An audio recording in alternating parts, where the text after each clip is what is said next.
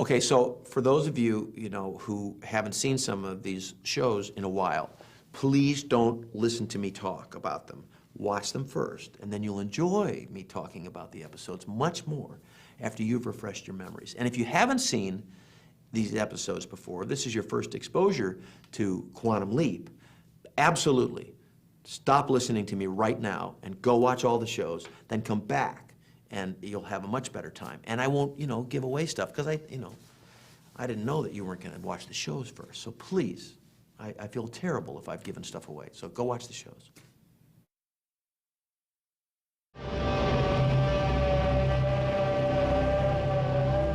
We were doing a takeoff of The Natural at the end of that. Now, in The Natural, he was a left-handed batter. So we decided to turn me around, and I'm not a natural left-handed hitter. So there's not a time that goes by, and I shouldn't say this, that I look at that swing in slow motion and wish that I hadn't said, "Now, let's just leave it right-handed." Because it's, I'm a pretty good baseball player, and the left-handed swing in slow motion, analyzing it is pretty, baseball players are chuckling.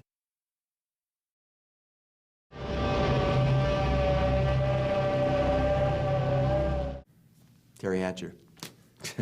It's hard to say. You don't need to really say much more than that, except it was Terry Hatcher at, I don't know, 18 or something. I mean, she was stunning and also, again, right, and, but, stunning. I think I said that once.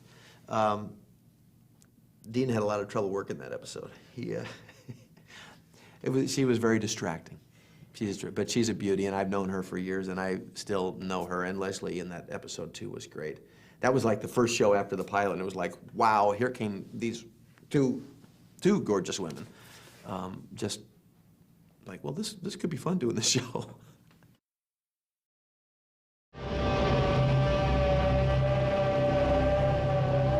The stuff that I didn't know how to do, they'd bring somebody in to train me.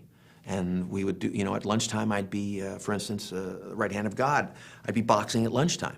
They'd bring a guy who trained heavyweight fighters, and he'd put me through the heavyweight fighters drill, and I'd be jumping rope and working on the heavy bag and working on the speed bag and sparring gloves, and on the weekend, and we'd be choreographing all these shots and boxing.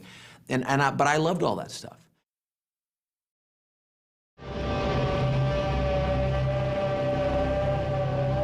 We shot that episode. It went on so long that we shot a scene, and I was a veterinarian, and I don't know what to do, and I think I'm there to stop this girl from marrying this bad guy, and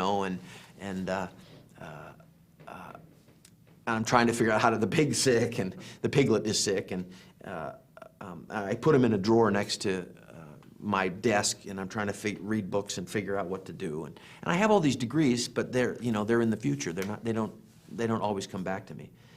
And we shot this scene early on, and for some reason we had to go back, and we had to do pickups. I don't remember what it was. And we came to put the piglet back in the drawer, and he didn't fit anymore.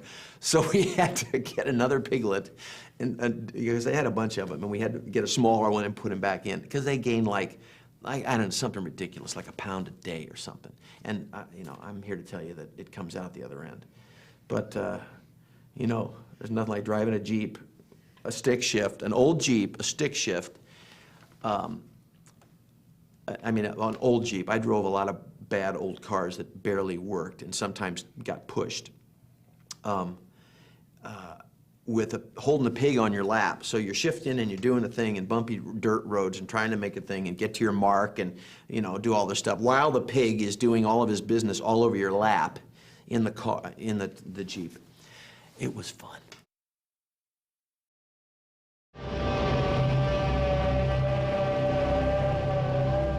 Yeah, I sang all the stuff through the years, and certainly the first one was Volare, and gosh, we had a ball with that because Dean, being part Italian, he was giving me all the Italian nuances and all the stuff, and I'm trying to again fake it, and that again was the great joy of the series, is watching this guy try and fake his way through all these different kinds of situations, as many crazy ones as they could think of, and being stuck in front of a crowd at a wedding, singing a song you don't know in Italian, pretending, you know, that you do know, and having your holographic friend feed you the lines before you have to sing them.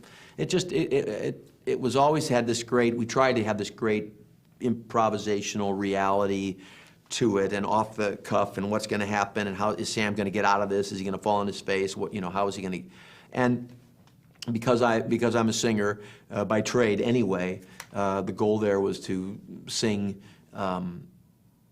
Not sing well. I had other episodes down the line where I got to sing well, but to kind of fumble through and survive.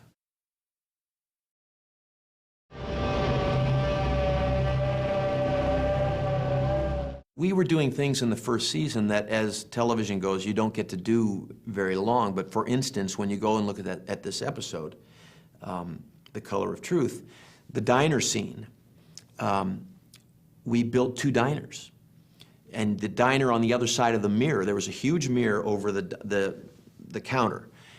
And the diner on the other side of it was the mirror opposite, the direct opposite, to the point of the buttons being sewed on the opposite sides of the shirts, the lettering on the shirts and everything being back. You know, every detail was put into this other full room. The extras, the double extras, everything. So that when I walked in and sat down at the counter, he walked in and sat down in the counter in the other set across from me. And you could see, and how they shot it, you could see me and you could see him walking, sitting down, and to his right was a guy in a sailor suit, and my right, and it was amazing stuff, but it took forever.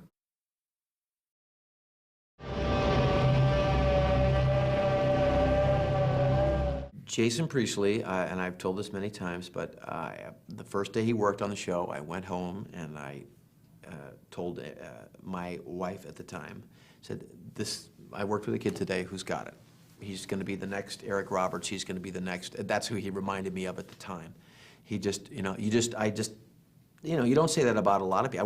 I've worked with many, many wonderful people, but he just had something going on. He was connected. He was a great-looking kid. He had style. He had all this stuff. So, you know, I've known Jason since then, and he's proven to be an extremely talented guy.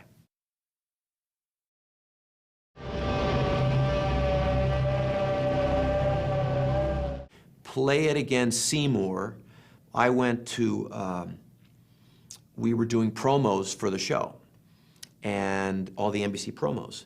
And there was no time for me to do them, because I was in every scene, every day, and there wasn't like there is now. So we had to do it on the weekend. And we were trying to schedule it so that, you know, I'm sure I probably worked on Friday night until 4 in the morning. So we decided to start the promo shoot at 5 o'clock, maybe later. Maybe it was like 8 o'clock on Sunday night. And Dean and I came in, and we got dressed, and we shot all-night promos. We started at 8 o'clock. We shot it at a little studio down like Melrose or somewhere. Shot all night long and went right to work at 7 o'clock in the morning. Shot huge ballroom scene down at the Coconut Grove in Play It Again Seymour, all day long until about 9 or 10 o'clock that night. So, because I remember I always told people I worked a 25-hour day, so we must, whatever the math was. And I mean, it was insane. And I can remember the last scene was Dean and I at the bar talking to each other, and all I remember saying is, I'm going to look so terrible, because I felt so bad. We were so exhausted, and I'm, trying to put on this face and just feeling like my face was going to fall off. The fans and the reception that we got, that's the real reason why I'm sitting here doing this today, because I feel, I know Dean feels the same way, indebted to them for being such a huge part of the show and the success of the show. And now that, people have been asking me for a long time, when's the DVD coming out? When's it going to? And the fact that it's finally coming out, and once again, they're going to be the ones who are out there gobbling this up. You know, you want to say thank you. I want to say, you know, thank you to them, and do this, participate in this way to make this DVD special for the fans. The fans even went so far one time on my birthday to see to it that I got a star on Hollywood Boulevard. They were responsible they paid for half of that.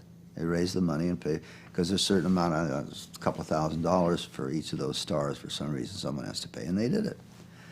And that was, I mean, I can't tell you how that made me feel. It's a great honor, and I'll always love them. And they're still out there. And hello, there's one right there. And the show is now coming DVD for them. I'm sure they're going to get a big kick out of getting to look at all the episodes whenever they want.